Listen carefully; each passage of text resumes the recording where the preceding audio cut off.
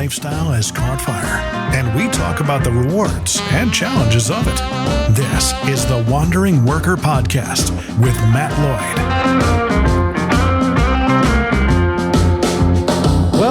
Welcome to the Wandering Worker Podcast. I am your host, Matt Lloyd.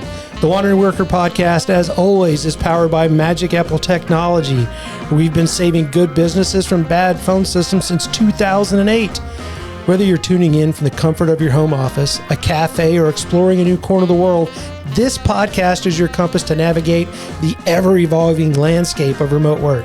We'll uncover invaluable insights, share personal stories, and connect with the experts who have mastered the art of wandering while working. And today we have one of those experts. Miss Amanda Banks is with us today. How are you doing today, Amanda? I'm good. Thanks for having me. This is going to be a fun conversation. Yes, it will be. And thank you so much for coming and being on the show with us today.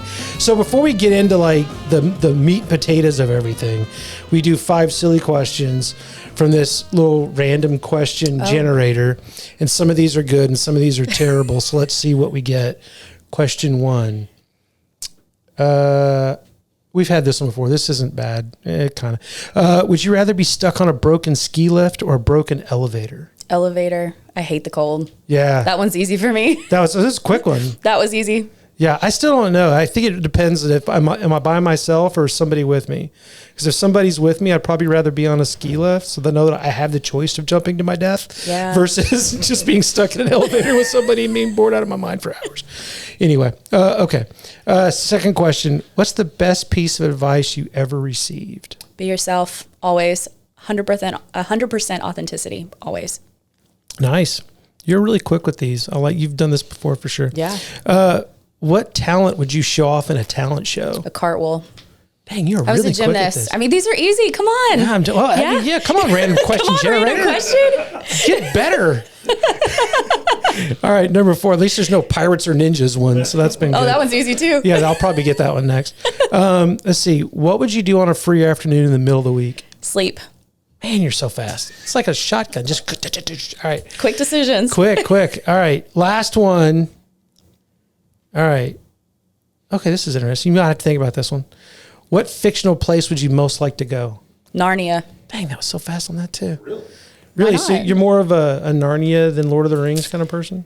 You know, so Narnia is interesting. One, because we didn't know it existed, and you go through the whatever that thing was, right? Wardrobe. The wardrobe.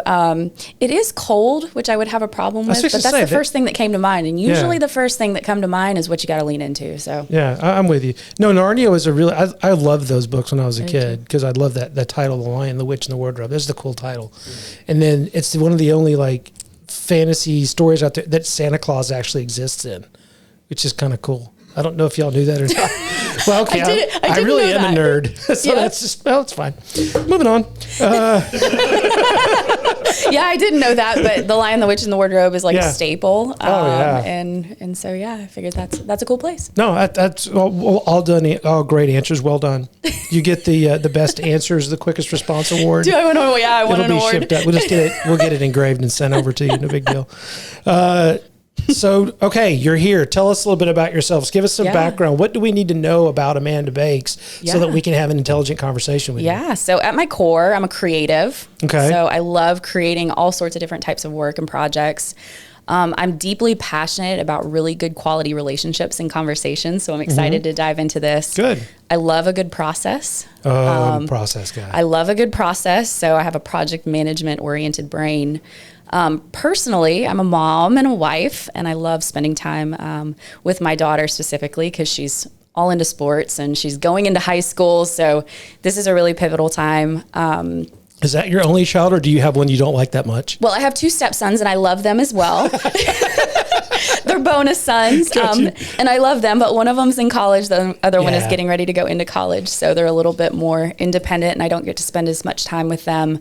Clearly, they live out of the state as well, so that makes it a little bit more challenging. But I am the soccer mom, so I love spending time with her, playing soccer and doing what she loves to do. And then professionally, I build platforms, so I help people develop authentic influencing, leveraging platforms. So whether it's digital platforms or physical platforms, I lean into that type of work. So from that aspect, are you talking more like your digital appearance from social media and that kind of stuff, and then your like speaking engagements and those type things? That's kind of what you're focused in on? All the things. So this year I've got a new workshop out that's called Build Authentic Influence from a Digital Perspective. So with that, I personally do a lot of speaking, and I'm leaning into more of a workshop style kind of solution offering. So business to business there. But I do provide platforms for other people. So I'm an organizer for TEDx Old Hickory, which is a really cool platform. And I'm always trying to help either myself or other people leverage platforms to generate opportunities for themselves and their businesses. Tell me more about the TEDx Old Hickory thing. What's your involvement with that? Tell us a little bit about that. Yeah, so I'm the organizer and the license holder for TEDx Old Hickory. We had our first event last year, which was absolutely amazing. We had 16 speakers. The theme was innovation for social change, and that event, we just crushed it. Like, we had an incredible team. We did really incredible work, and now we're kind of seeing all of the results that are coming from that event specifically. And as far as 2024 is concerned, we will have our next event. It will be September the 19th, so definitely mark your calendars if you're tuning in here. For sure. The theme is launch, so anything that has to do with launching things is a really good fit for our speakers. And we're kind of in the early stages of planning it. So if you're tuning in and this is before March 1st, feel free to submit an application to speak on our website, www.tedxoldhickory.com. And that's a little bit about TEDx Old Hickory. Awesome. So is that going to be something that you guys do, like a yearly, an annual event, or is there other stuff involved with it, or is it just kind of an annual thing? Yeah, so we're running it as an annual event now. I'm a huge fan of doing things at really high quality, so I don't try to bite off more than I can chew, so to speak. So we could run it multiple times throughout the year, but I'd really like to just have a really good quality event once a year for TEDx Old Hickory. And that's the vision right now. And who's to say it's not going to change in 6 months from now, but that's where we're at right now. Yeah. So you obviously have put some thought and effort into what it means to be an influencer digitally today and all that kind of stuff.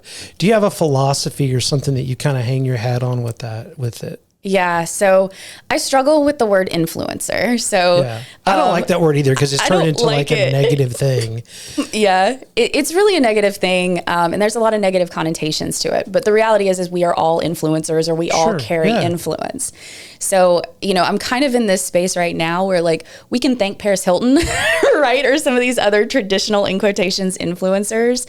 But I'm really in this place where I'm very, very, very focused on really good thought leadership and building influence from an authentic perspective and leaning into the skill sets that you actually know. So there is influencer, so to speak. Yeah, it's almost like the difference between intentional and unintentional influencers, right? An intentional influencer is somebody that has, hey, I have thought and spent time thinking about these things. I'm really good at this stuff, and I want to be able to share and help with people that are interested in this stuff. Yeah. Unintentional is I'm just really popular, and I just can do whatever I want to do, and people are going to follow me for that reason. Yeah, and I see a lot of really amazing people that have really incredible stories to share, but they're so reluctant and hesitant to share those ideas or those stories because they feel like they need to have a specific social following, or they need to have this or that or the other.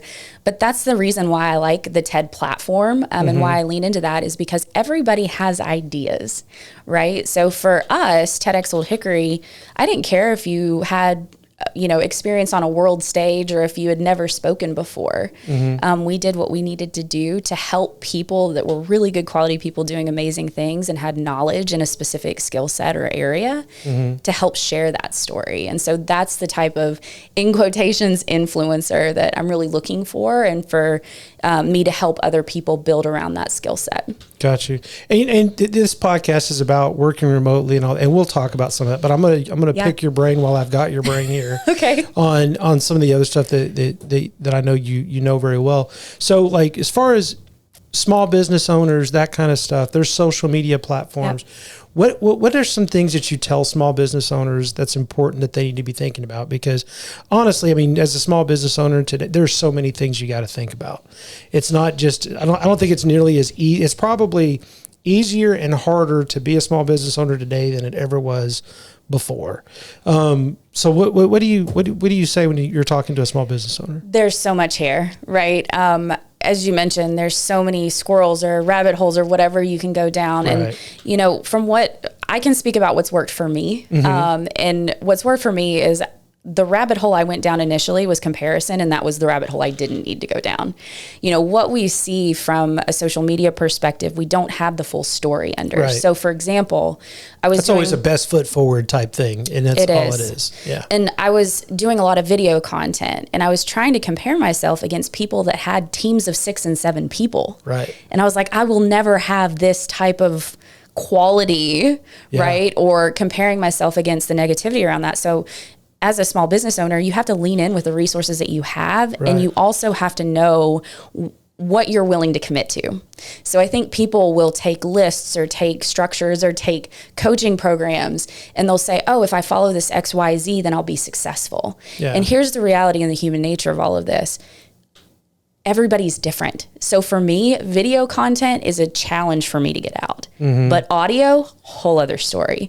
So for me, I lean into audio, and then I also lean into things like keywords, because I know that will attract stuff my way versus me trying to hunt for it. So I could go down this rabbit hole all day long, but ultimately I would say figure out what you're willing to commit to and commit to that and do it well over and over and over again. So consistency definitely matters. And yeah, so I mean, like with us, we do, like with Magic Apple, that side of it, we do some stuff with social. I mean, we have a marketing company. We put stuff out every week on there, on the main, like Instagram, Facebook, and LinkedIn. I personally don't spend a whole lot of time on a lot of it. I just don't see, I used to have a guy that would come in and they would do a lot of outreach through the Sales Navigator on LinkedIn.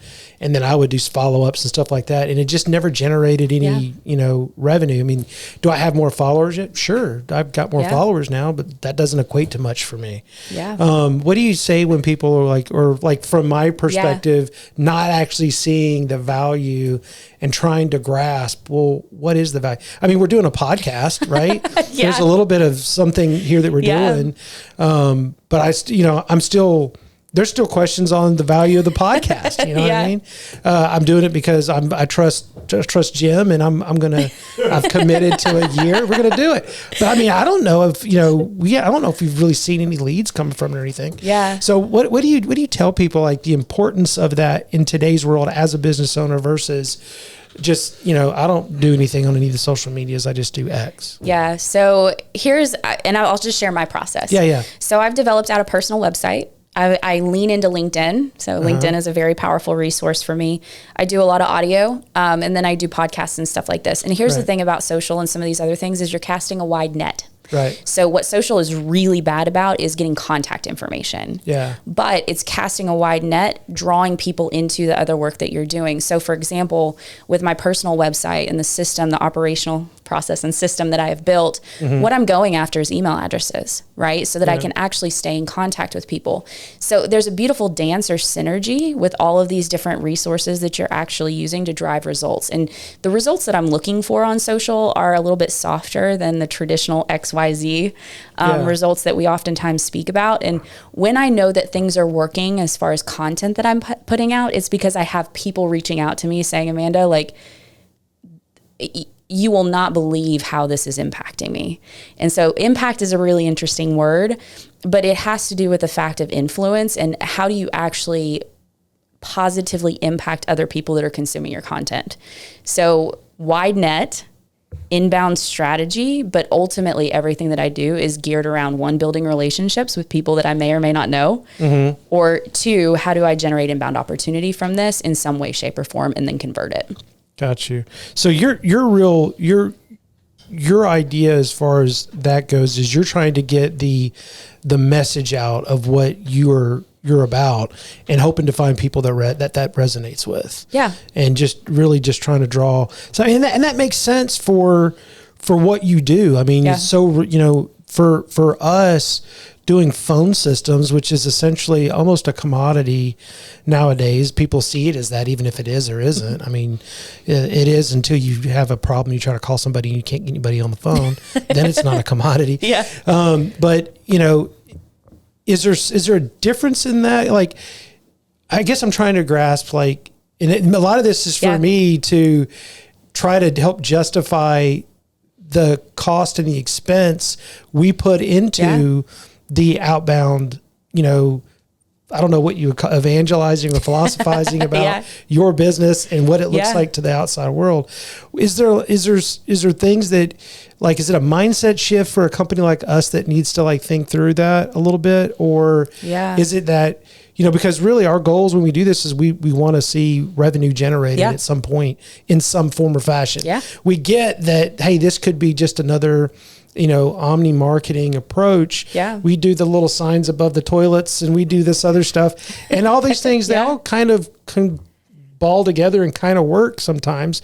We've had people call us and say, yeah, man, I was at Bridgestone at a Predators game and I remembered I needed to call you and I went to the bathroom. Well, great. You give me a call and we'll have our conversation around that. And I'm fine with that. Right. So what would you say to somebody in that boat? Well, it's interesting because I kind of come from a systems integration background as well. And so a lot of the work that I was doing is very much in alignment with telephony and those types of systems as well.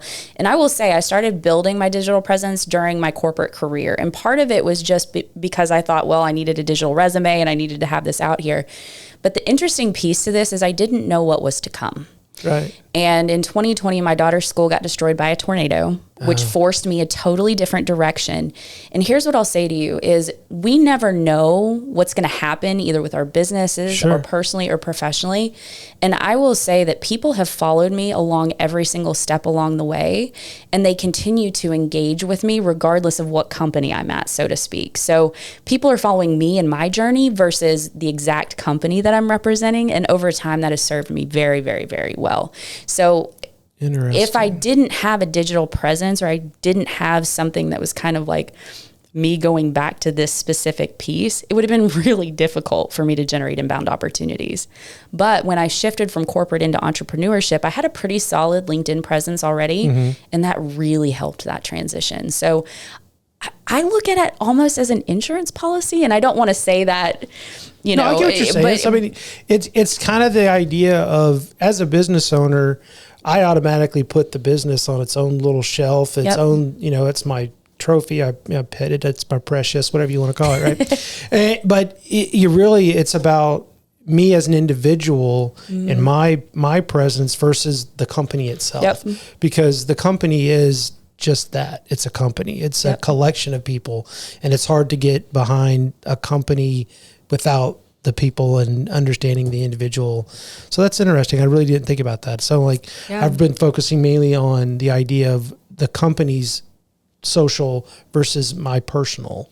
And it all kind of plays into each other. And this is where the challenge is, right? Because for me, a lot of how I engage with other people is either through a consulting or some type of one-on-one arrangement. Right. And it's very hard to productize that, right? Sure. So oftentimes what is happening is people will come to me through a relationship or come to me from, a conversation or seeing me on digital and saying, hey, we'd love to work with you, but we don't know how to.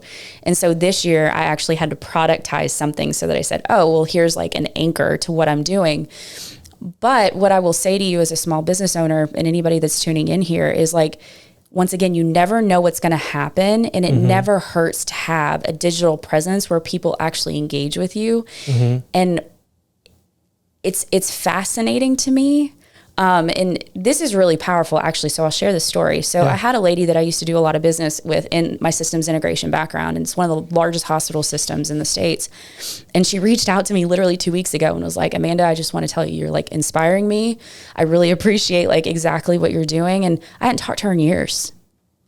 Interesting. So that's the piece that I hold on to, and why I feel like delivering thought leadership from an individual perspective is important. It's because you never know who's tuning in, and that's casting the wide net. Yeah. The piece that's hard to control as a small business owner is the actual process to convert them into a paying client. Yeah, no, I definitely see that. And then I think the other side of it too is people that, I'm a Gen X guy, so I didn't have the internet until I was in high school. Yeah. But and there's a difference between me and somebody that's Gen Z that grew up they've always had access to. I think Gen Zs, they've always had smartphones, right? They've had smartphones from day one. So it's like there's a big difference. And so it can be overwhelming for somebody my age and older, realizing they need to have that. It's like, oh, I'm already so far behind. And, how much time do you tell somebody you need to, put in? Is there any kind of advice you can give somebody who's like, all right, I need to build a personal brand. I'm hearing what you're saying, Amanda, and I want to do that. Well, how do I go about doing that? Right? Yeah. So it seems like a lot of stuff. Well, it's establishing a process. One, it's finding people that can help support you in that effort if it's very, very overwhelming for you. The second piece is doing what you will commit to is a whole other thing, because for me, I am not somebody like I say, like, when it comes to speaking, I'm not like Brendan Bouchard. I'm not going to get up on stage and jump around and be this over the top motivational or inspirational speaker. I am a project management driven individual that likes a tactical process. So what I know I will speak on are things that I know what I can talk about.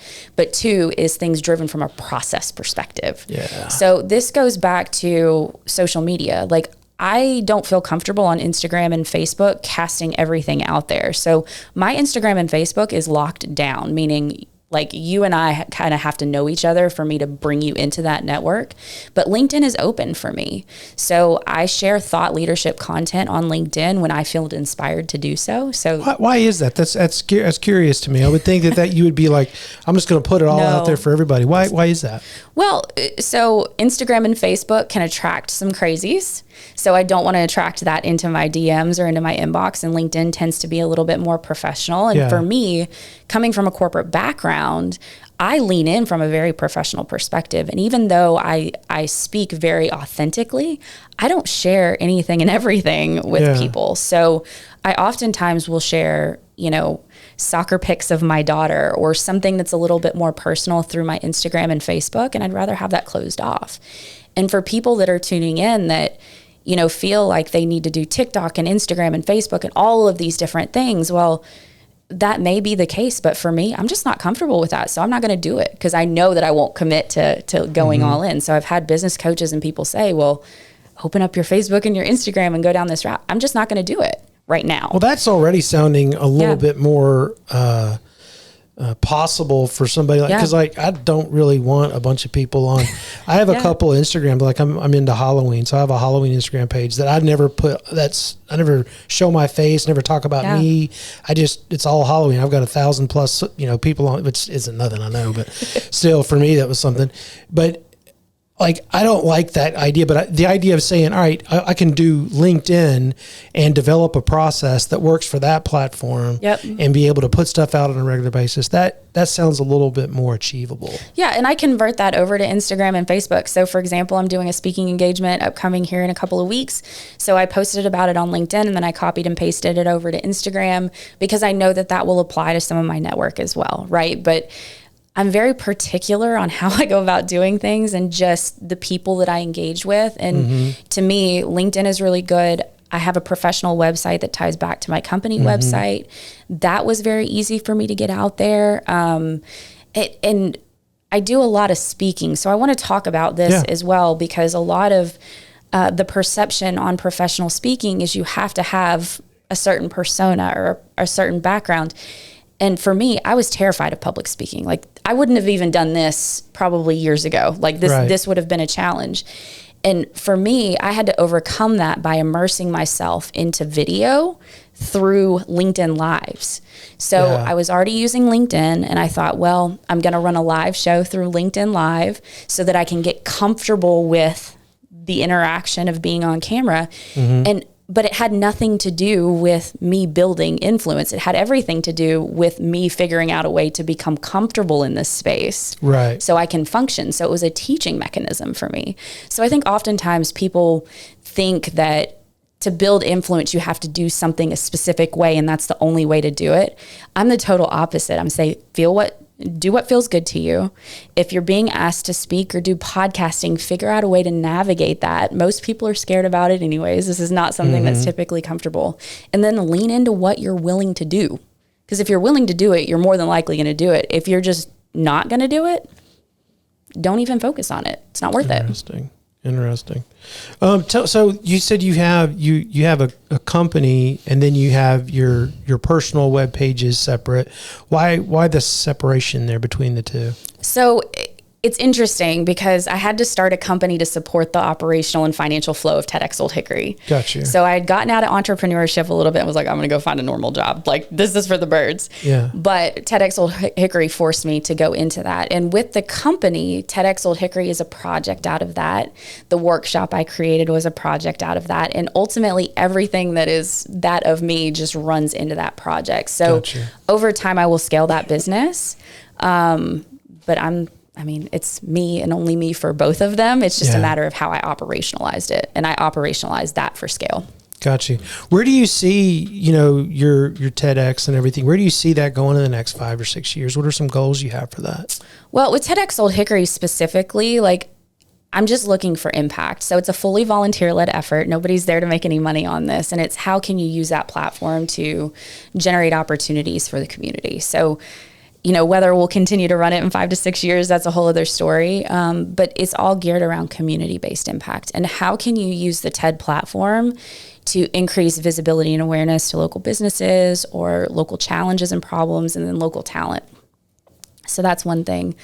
My focus, obviously, is scaling my business. So because I was so focused on TEDx Old Hickory last year, I had a couple of months to just operationalize the business. So I see that as being actually my area of focus for continuing to operationalize and scale that component to it. Yeah. So you said you're super process driven. Do you have a process that you like to run your business off of? Yeah. So I have a technology solution that I do use. So I personally use Kajabi for if I'm running a workshop or I'm doing some type of, I've done LinkedIn training sessions. So if I'm doing that, I use that system because it's all encompassing in one and it's just easy to use.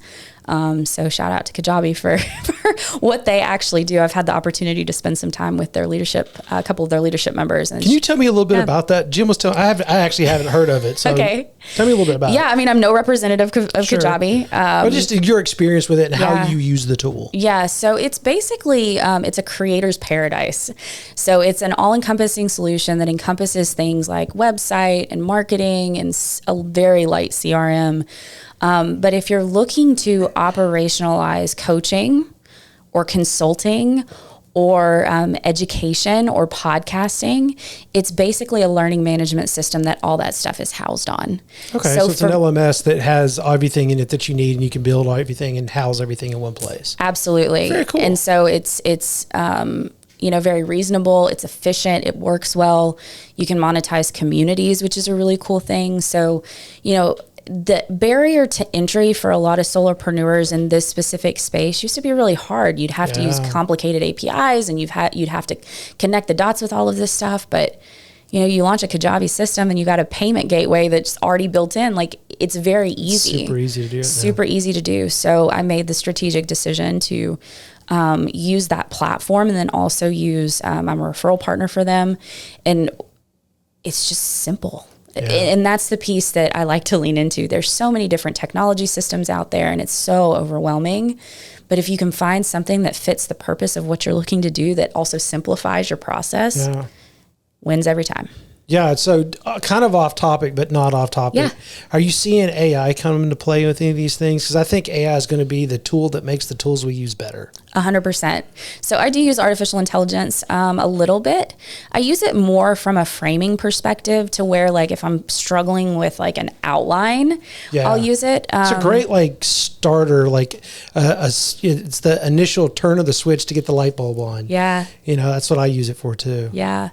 I've just signed on board for, I feel like this is a shameless plug for a bunch of technology companies. I just started with Opus AI, which is there's so many of them. Oh my gosh, it's incredible. That was so video for me has always been very complicated to wrangle because it's so expensive. Yeah. Right. So you can do streaming with video, or you could use your phone and all of that stuff, but all of the captioning and all of that stuff, and then figuring out the sound clips, man, Opus AI was it solved all those problems, and I found really good clips. So I'm really interested in that, is how do you take a lot of complexity and just simplify it and then amplify results? So for me to sit here and say that I have it all figured out, I don't. Nobody does. New business, trying to navigate, startup land again. Jim seems to think that he's got it all figured out over there. He's got it figured out today. Tomorrow's another story. Next 10 minutes. Yeah. But I'm not afraid to try stuff or start stuff. And with that technology background that I was mentioning, tech is where it's at. And if you can figure out something that's working and that simplifies the process, you can get a lot done. Yeah. So you said you do a lot of work with business. So you have a B2B kind of component about what you do. Can you tell us a little bit about how you're working with other businesses? I just started this. Okay. So let's hear it. My background is very much corporate. So I did enterprise sales and strategic partnerships, specifically around nurse call systems and telecommunication systems. And then I went to business consumer last year, and it's overwhelming for me. Very, very overwhelming for me. So I switched my model, and really I created a workshop it's called Reemerge, and it's geared to help teams and leadership teams build authentic influence from a digital perspective. So I actually have built it to come into an organization and help kind of strategize and then tactically build some of the stuff for leadership members. So we'll see how that goes. It's brand spanking new. So if you're tuning in and you're a business and you could use some help there, definitely don't hesitate in reaching out to me for that. But ultimately, that's the lead in for consulting. So sales, marketing, branding, I'm a super great fit for that. But people need to have one kind of area on how they can engage with me. It's hard to focus in when you've got a whole bunch of stuff sitting in front of you. So you got to have that one thing. Yep. Here's where you start right here, and then there's a world behind that. Yep. Yeah, no, I get that. I totally get that. Yep. So, like I said, we talk about remote work. We talk about those type things here. Love to know your opinion on where you think that we're going with things. Is it going to be a hybrid type environment? Is it going to be all remote? Is it going to be everybody's going to dump this and head back into the office and get back on our cubes and put our blinders on and focus back on the computer again? What do you see coming down the pipe? So this is where I'm not going to respond super quickly. I answered all the questions earlier so fast. Yeah. I think it depends. I think what we really need to focus on is what works best for each individual person. Yeah. So, for me, I need to be out and about. So I am a remote worker. I work at home, but I spend a lot of time at networking events and just out in the community on one-on-one types of things. I could never see myself being glued to a desk 24/7. Yeah. So I think it just depends on the individual person, the role, the company culture, how they actually go about supporting remote workers, because that kind of sucks too if you're working for an organization that has no processes around supporting remote workers. And so ultimately, it depends. That's my final answer is it depends. It depends. It depends on the person, and it depends on the leadership team and how they go about leading people in that environment. Yeah, that's the thing. We've done a couple of these now, and we always talk about that. And some of the things that always come up is, accountability and culture. How do you maintain those two? Because they're super important. And it can be tricky. I mean, I think, for Magic Apple anyway, we came from having an office where establishing culture face-to-face is easier. And we took that and we moved them remote. So now it's like, well, the culture is already established, so it wasn't that big of a deal. But then we're talking about, all right, now as we grow and we add more people in a remote environment, well, that's a totally different problem to solve than before because culture just kind of took care of itself. Now we're big, we're really big culture, we're a culture-based company, everything. If you go on our website, you don't see a lot of stuff about phone systems. It's about us. Yeah. Because phone systems are kind of, like I've said, they've been kind of commoditized. They all pretty much do the same thing. If I get a phone system from Magic Apple versus another company, the features and functionality is going to be damn near the same. Yeah. It's who's supporting it, who's behind it, what's going to happen if you have a problem. Those are where we try to set ourselves apart, in which everybody on the planet tries to say the exact same things, even when that's not the case. Yeah.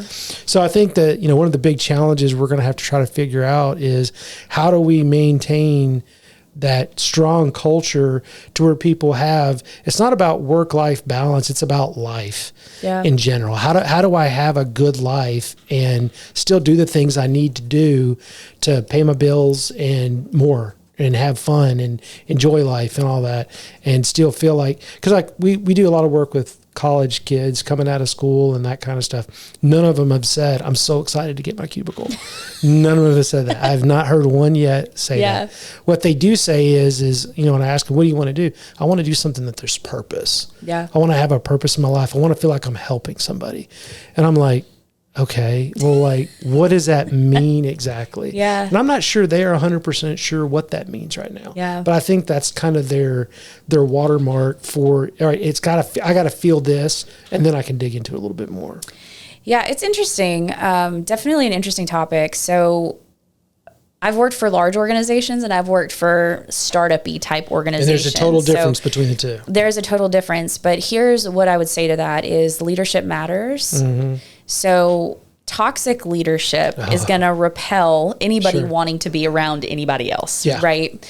I've had the opportunity to work for an incredible leader, and I actually craved being around other creative people in that space while he was leading because I was learning and because I knew that I could make mistakes. I could show up authentically as myself, that we could have collaborative conversations where everybody was kind of idea or brainstorming. And the leader mattered more than anything else because I wanted to be in a space where I was learning from that individual leader. And so I think more importantly, leadership is changing. Yeah. Right?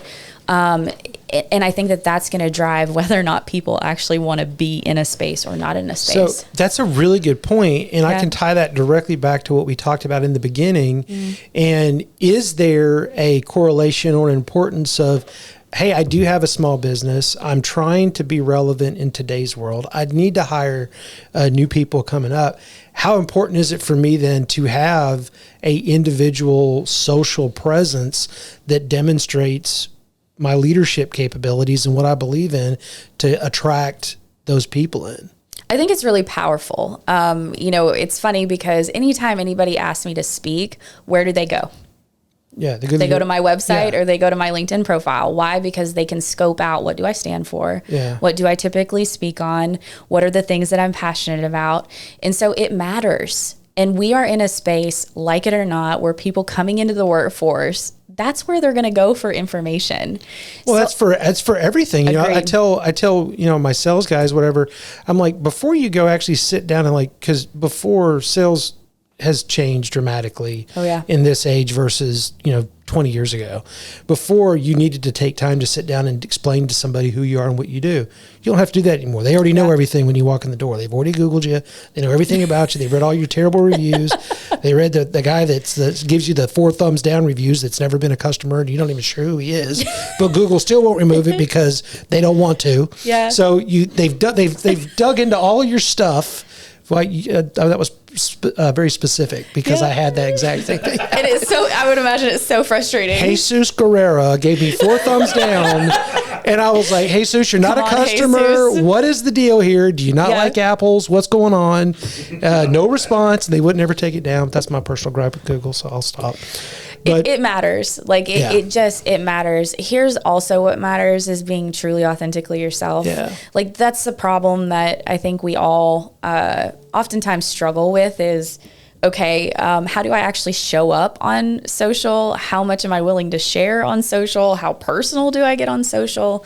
And here's the reality. You don't have to share anything and everything and show up completely as somebody that's not yourself, right? For me, I very much value deep relationship and thoughtful information. So what do I share? Content around that. And so if you're trying to show up as somebody that somebody else is telling you to show up as, people can smell that a mile away. And I think that people now have a better BS detector. 100%. I think that is their BS detection is spot on superpower now that it's so obvious. Yeah. Because we're with AI and everything, we're even getting tricked on that side of things. We're getting phone calls. Yeah. There was, did y'all watch that show Telemarketing or whatever on HBO? Did you watch that? I didn't. It's worth the watch. But it was interesting because at the end of it, they were talking about how these telemarketing companies use AI now to make these calls with people's voices. Yeah. So they go in and they train the AI to sound just like them. And these guys got a phone call. They've been in telemarketing forever. They got a phone call from a guy and they were like, oh my God, that's John. John. Yeah. John died 4 years ago, and he's making phone calls through AI right now. And that's just a weird concept for me. And people's BS is just, they're looking for it now where they didn't used to. Agreed. And so I don't stand for that kind of stuff. So here's where there's some really cool technologies. Like, I'm not saying it's not cool technology, because it's really cool technology, but there's bad use cases for it. Yeah. And so for me, if I've been putting out information consistently over time and something like that pops up, people are going to be like, what the heck is going on here? Like, what is this? And people will reach out to me. Like, I've posted something before and somebody reached out and was like, are you okay? Like, but that's the reality, is like, digital presence is important. This type of technology is coming out. So like, go ahead and start putting information out there. But there's so many technologies that, like, this is coming down the pipe. So for learning management systems, Synthesia AI is a really well-known artificial intelligence that it's a software platform that basically you can type information in and you can create educational content with a fake avatar. Mm-hmm. And it looks pretty stinking good. Yeah. So there's things like that could be good, good use cases, and there's other things that are not so good use cases. So I'd rather build out my own authentic presence now than have it built for you down the road. For me. I mean, you asked 5 years down the road. Maybe that's what we're all leaning towards. Sign up for. I'd like to be an influencer, and I'll pay the sign up fee of $5,000, and that gets me X. Who knows? Who knows? Yeah. Who knows? But you never know. Yeah, very cool. So what's something, is there something that I haven't hit on that you want to make sure that comes to light today or talk about today? No, Did we do a pretty good job? We did. I'm here to support, Awesome. your show and happy to answer any questions there. I think that we hit everything. I mean, is there anything else that I'm pretty much an open book? Yeah, no, you've been great. Just having a good conversation with you is awesome. Yeah. And I very much appreciate it. No, I just I wanted to make sure that you thank you for coming on. I'm glad that you came on, and I want to make sure you had an opportunity to talk about anything that you had going on. So how can people find you? Yeah, I mean, you can go to my website, www.amanda-banks.com. You can also find me on LinkedIn. I'm very, very active there. Yes. I do want to leave people with this is don't compare yourself. That's so hard nowadays. It's so hard. And, to give some context, I've been doing this for 6 to 7 years, right? So I've built kind of my own process. So when you're thinking about jumping into something like this, don't compare yourself. Just do your best work where you're at. And we all are learning. And that's the beautiful thing is, even in speaking, I'm continuously learning. So if you're tuning in, please don't compare yourself against other people or companies or things. Use those as resources and guides. Don't be FOMO driven. And just get out there. I lean with this. Your ideas matter. Your voice matters. You matter. There are people out there that could really benefit from the information that you're holding tight. So just please don't compare yourself. And content is not perfect. It takes a long time to continue to build and grow, and just get it out there. Awesome. Gosh, thank you so much. This has been a wonderful time getting to know you and talking to you, and I thank you so much for being on. Well, that's it for this episode of The Wandering Worker. We hope you enjoyed hearing from Amanda today. It's been awesome having her on here. Mark your calendars for our next podcast. We try to get these things out every week or so, and we will be diving deep again into The Wandering Worker. We'd like to thank our sponsor, as always, Magic Apple, for bringing you this episode. If you're not thrilled about your business phone system or your work at home experience, give us a shout. We've been doing this and helping people like you since 2008, and it's 15, 16 years. That's a long time. So anyway, I am Matt Lloyd, and until next time, have a great week. Yeah.